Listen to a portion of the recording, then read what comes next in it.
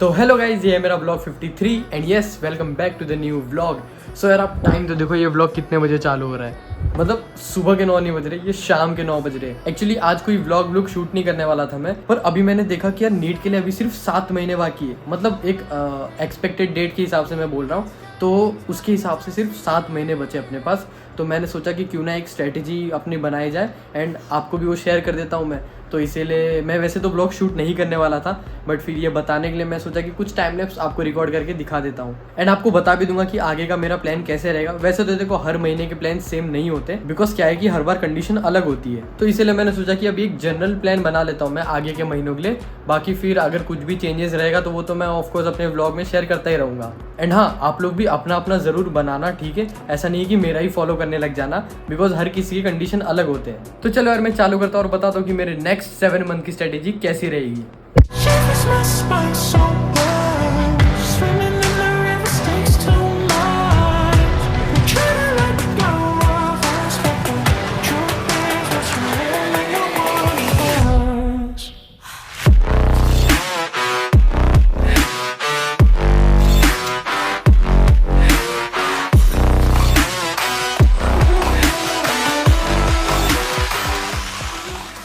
Okay, तो अभी अपन बात करते हैं स्ट्रेटेजी के बारे में। तो यार सबसे पहले तो अपन ये सोचते हैं कि अभी सिर्फ 7 महीने बचे, तो क्या is it possible to complete the syllabus and complete the revision till NEET?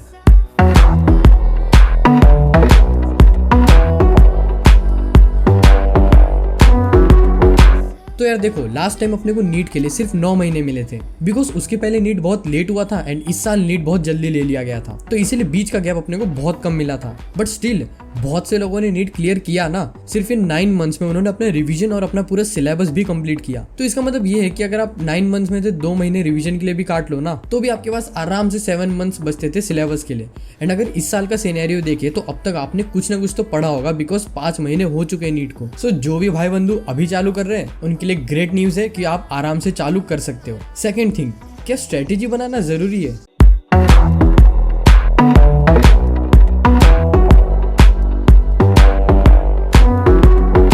भाई देखो, इसका मैं आपको एक एग्जांपल देके समझाता हूँ। अगर तुमने कभी पबजी भी खेला होगा ना, आई मीन खेला ही होगा ऑफ कोर्स, तो तुम वो गेम भी ना एक स्ट्रेटेजी के साथ ही पूरा करते हो। लाइक कहाँ पे उतरना है, कितने मिनट तक तुम्हें चीजें कलेक्ट करनी है, फिर कहाँ पे जाके कैंपिंग करना है, ये सब ऑलरेडी सोच के रखते हो ना तुम लोग, तब जाके एक प्रॉपर गेम कंप्लीट हो पाता है। वैसे ही अगर अभी से तुम एक नेक्स्ट 7 मंथ्स का एक प्लान बना के रखोगे ना एंड उसे फॉलो करोगे, तो तुम बीच में इधर उधर भटकोगे नहीं। बिकॉज क्या होता है कि अगर अपने पास कोई प्लान नहीं होता है ना, तो हम लोग हर बार नई नई स्ट्रेटेजी सोचने लग जाते हैं और सोचते कि ये महीने ऐसे कर लेंगे, वो महीने ऐसे कर लेंगे, देन लास्ट में कलेक्टिवली कुछ नहीं हो पाता। तो इसीलिए ऑलरेडी एक प्री प्लान्ड स्ट्रेटेजी बना के रखने का, जिसमें तुम्हें पता रहे कि इतने महीने तक अपने को ये करना है, फिर उसके बाद वाले महीने पे रिवीजन करना है, फिर कैसे टेस्ट देना है वगैरह वगैरह, सब ऑलरेडी सोच के रखने का। एंड वैसे भी 90% से ज़्यादा लोगों ने तो इतना सोच रखा ही होगा, एंड मैं भी उन 90% में से आता हूँ, बिकॉज मैंने भी कुछ ना कुछ प्लान बना रखे हैं। तो इसीलिए आज वाले वीडियो में मैं आपको स्टेप वाइज वो शेयर करूंगा कि मैं कैसे लेक्चर्स देखने वाला हूँ, मैं कैसे डीपीपीस करने वाला हूँ, मैं कौन सा टेस्ट सीरीज फॉलो करूंगा, मैं कब तक सिलेबस कंप्लीट करूंगा, एंड मैं कैसे रिवीजन करूंगा through out the syllabus completion and syllabus complete करने के बाद भी। तो आई गेस आज मैं आपको स्किप करना रिकमेंड नहीं करूंगा, खैर तुम लोग ऐसे भी कर ही दोगे। एनीवेज चलो मैं सबसे पहले चालू करता हूँ कि मैं लेक्चर्स कौन से करने वाला हूँ, कैसे करने वाला हूँ।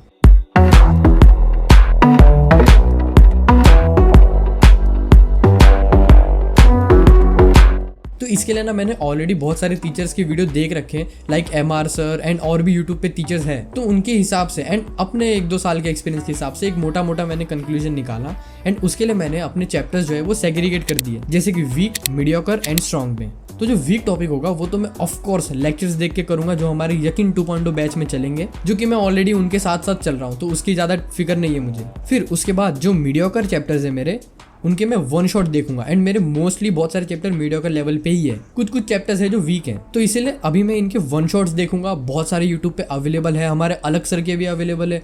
उम्मीद बैच जो भाई इतना बेस्ट बैच है, अब लोग पता है ये सोचते हैं कि यार फ्री का बैच है तो उसमें कंटेंट लिमिटेड होगा। भाई मैंने बहुत से बंदे देखे जिन्होंने सिर्फ उम्मीद बैच से भी सिलेक्शन लिया है। तो एक्चुअली में लेक्चर्स बहुत ज़्यादा मैटर नहीं करते, तुम उसकी प्रैक्टिस कैसे कर रहे हो, उसकी टेस्ट कैसे दे रहे हो, उसके डीपीपीस कैसे लगा रहे हो, उन सब पे डिपेंड करता है। और फिर अगर बात करें मेरे स्ट्रॉन्ग चैप्टर की ना, तो उनके तो मैं सिर्फ डीपीपीस एंड क्वेश्चंस लगाऊंगा। एंड देखो स्ट्रॉन्ग चैप्टर में मेरे जैसे कि आएंगे अपने मॉडर्न फिजिक्स जो हो गए, जो केमिस्ट्री में भी आता है एंड फिजिक्स में भी जो आता है उसमें सिर्फ फॉर्मूला रटने होते हैं अपने को मोस्टली, तो इसलिए उसमें कॉन्सेप्ट की उतनी ज़्यादा रिक्वायरमेंट नहीं होती, तो बार बार लेक्चर देखने का कुछ फायदा नहीं है। एंड मैं ये क्लियर कर दूं कि मैंने ऑलरेडी लास्ट ईयर सारे लेक्चर्स किए थे, यकीन के सारे लेक्चर कर लिए थे, मैंने बहुत सारे यूट्यूब के वन शॉट भी देख रखे हैं, तो इसीलिए दोबारा से मैं उसके लेक्चर्स नहीं करने वाला हूँ। अभी मैं उनके खाली क्वेश्चंस करूंगा जो कि मैं अभी भी बायोलॉजी के लिए फॉलो करते आ रहा हूँ। बायोलॉजी इन द सेंस कि मैं सिर्फ जूलॉजी के लिए ये फॉलो कर रहा हूँ। बॉटनी के कुछ कुछ चैप्टर्स मेरे को ऐसे दिक्कत देते हैं, तो हमारे विपिन सर यकीन बैच के चैनल पे वन शॉट डाले जा रहे हैं, तो मैं वो देखता हूँ। चलो ये तो मैंने आपको लेक्चर्स के बारे में क्लियर कर दिया। अब अगर मैं बात करूं कि मैं डीपीपीज एंड क्वेश्चंस कहां से करूंगा, तो मोस्टली देखो सबसे पहले क्लास के क्वेश्चंस मैं करता हूं,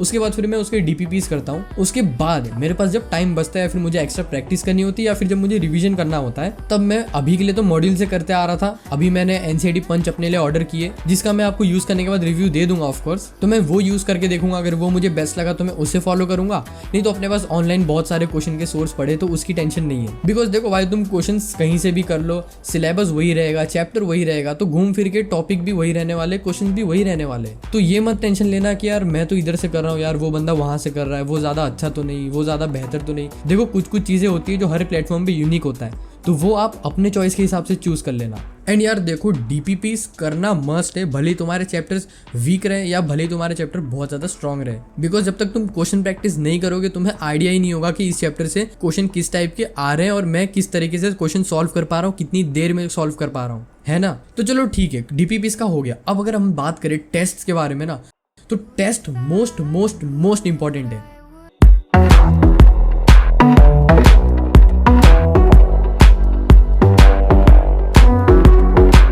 एंड इसकी इंपॉर्टेंस तो मैं आपको नहीं बताने वाला, बिकॉज आपको हर कोई यूट्यूब पे बताते आया है या फिर हर कोई टीचर बैच में बताते आया है कि देखो टेस्ट इतना इंपॉर्टेंट है, उसकी ये इंपॉर्टेंस है, तो मैं यहाँ पे शेयर करके आपका टाइम नहीं वेस्ट करने वाला। सो अगर बात करें कि मैं टेस्ट कौन सा फॉलो करने वाला हूँ, तो मैं यकीन बैच की टेस्ट सीरीज फॉलो कर रहा हूँ, यकीन 2.0 की। उसके बाद फिर मैं आगे टेस्ट सीरीज खरीदूंगा ऑफकोर्स, एंड लूंगा तो PW की ही, बिकॉज और कोई कोचिंग के जो टेस्ट सीरीज होते हैं ना, उसमें मोस्टली कुछ कुछ क्वेश्चन बाहर के होते ही है, जिस वजह से हमें हमारी परफॉर्मेंस का पूरा पता नहीं लगता। बिकॉज क्या है कि अगर बाहर के क्वेश्चन आ जाते तो अपन ये सोचते कि यार इसमें बाहर का था इसलिए मेरे मार्क्स कम आए, तो मुझे ये एक्सक्यूज नहीं देना, इसलिए मैं कोई दूसरी टेस्ट सीरीज फॉलो नहीं कर रहा। तो ऐसा नहीं है कि दूसरी कोचिंग की टेस्ट सीरीज फालतू होती है, आप अपने चॉइस से ले सकते हो। अगर आपको ज्यादा हार्ड लेवल की टेस्ट सीरीज फॉलो करनी है तो आप कर सकते हो, बट मेरे लिए तो जो PW की टेस्ट सीरीज है ना, वो एकदम नीट ओरिएंटेड लगती है, लाइक सेम लेवल होता है। तो मैं जो भी टेस्ट सीरीज खरीदूंगा वो आपको मैं अपने अपकमिंग व्लॉग्स में शेयर करता ही रहूंगा ऑफ कोर्स, तो उसकी टेंशन नहीं है, बस आप कनेक्टेड रहना, ठीक है। अच्छा अगर फिर बात करें कि मैं सिलेबस कब तक कंप्लीट करूंगा, बिकॉज ये बहुत ज्यादा मेन है, क्योंकि सिलेबस से ज्यादा रिवीजन इंपॉर्टेंट होता है ना, तो जल्दी से जल्दी सिलेबस तो खत्म करना पड़ेगा।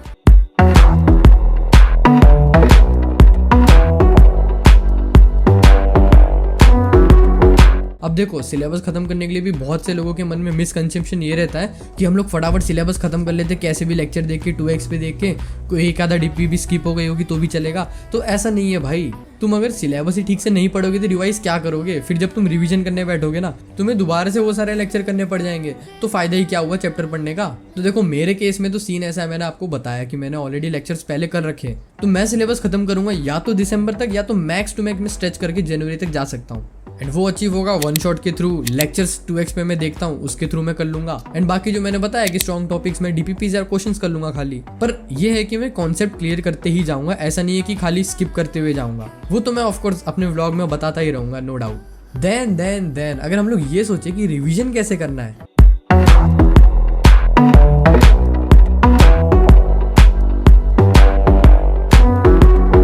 तो देखो भाई रिवीजन के लिए मैंने बहुत बढ़िया प्लान बना रखा था, जो हमारा 75 डेज चैलेंज चल रहा था। बहुत से लोग उसे फॉलो नहीं कर रहे हैं मैं जानता हूँ, बट जो लोग फॉलो कर रहे हैं वो अपने रिव्यू दे रहे हैं कि भाई हमारा बहुत हेल्प हो रहा है इससे। बिकॉज क्या है कि आपको खुद से रिवीजन प्लान बनाने में बहुत आफत आ रहा है ना, तो मैंने ही आपके लिए एक रिवीजन प्लान बना के रख दिया।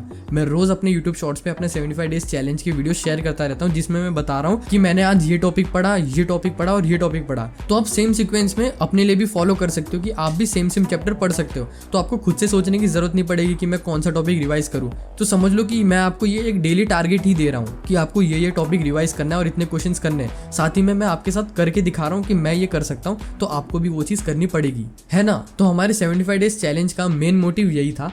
उसके बाद ये तो हमारे सिलेबस के साथ साथ रिवीजन चल रहा है ब्रो। मैं ये चैलेंज फॉलो कर रहा हूँ हमारे डेली सिलेबस के साथ। मतलब कि जो सिलेबस चल रहा है उसका तो मैंने कर लिया, जो भी लेक्चर्स और जो भी मेरा डेली शेड्यूल था वो तो मैंने कर लिया। मैं एक्स्ट्रा टाइम निकाल के ये चैलेंज कर रहा हूँ। और वैसे भी मैंने इस चैलेंज के लिए बता रखा है कि जो टॉपिक्स आपके करंटली चल रहे हैं ना, वो नहीं करना अपने को। उल्टा जो पहले हो रखे चैप्टर तुम्हारे बैच में, तुम्हें उसी के क्वेश्चंस और उसी का रिवीजन करना है। हाँ, कभी कभार तुम्हारा कुछ डीपीपीज वगैरह छूट गया तो तुम इस चैलेंज में उसे कर सकते हो इंक्लूड, बट मोस्टली तुम पहले के चैप्टर करने की कोशिश करना, क्योंकि इसमें अपन 30 मिनट्स में ना एक चैप्टर रिवाइज कर रहे हैं। अब 30 मिनट्स में पूरा चैप्टर कैसे रिवाइज होगा भाई? तुमने जो शॉर्ट नोट्स बना रखे वो इसलिए तो काम आएंगे ना कि 30 मिनट्स के अंदर तुम पूरा चैप्टर ही रिवाइज कर लो, वो भी डेली बेसिस पे।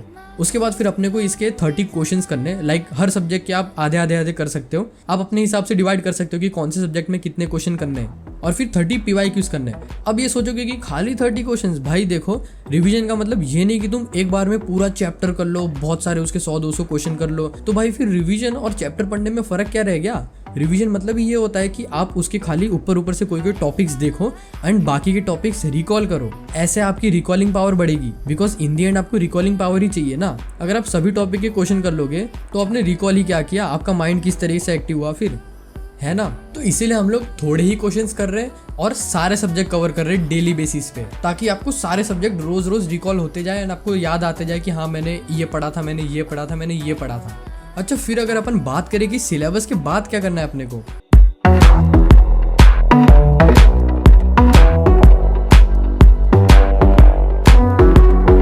तो सिलेबस के बाद तो अपन प्रॉपर रिवीजन करेंगे, फुल सिलेबस टेस्ट देंगे। एंड मैं कौन सा टेस्ट दूंगा, मैं कैसे रिवाइज करने वाला हूँ, तभी वो मैं आपको तभी बताऊंगा, बिकॉज अभी तो उसके लिए टाइम है ना।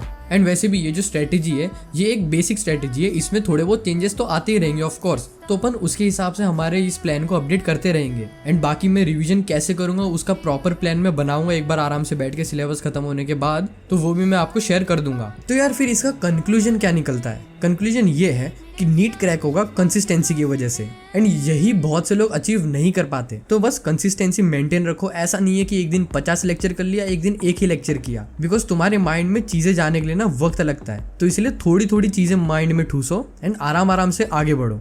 7 महीने बहुत ज्यादा टाइम है। अगर आप इस माइंडसेट से सोचोगे ना कि हमारे पास बहुत टाइम है, आराम से कर सकते हैं, तो आप डेफिनेटली कर पाओगे। घबरा के कुछ फायदा है नहीं। सेकंड थिंग, हार्ड वर्क तो ऑफकोर्स करते ही रहना है।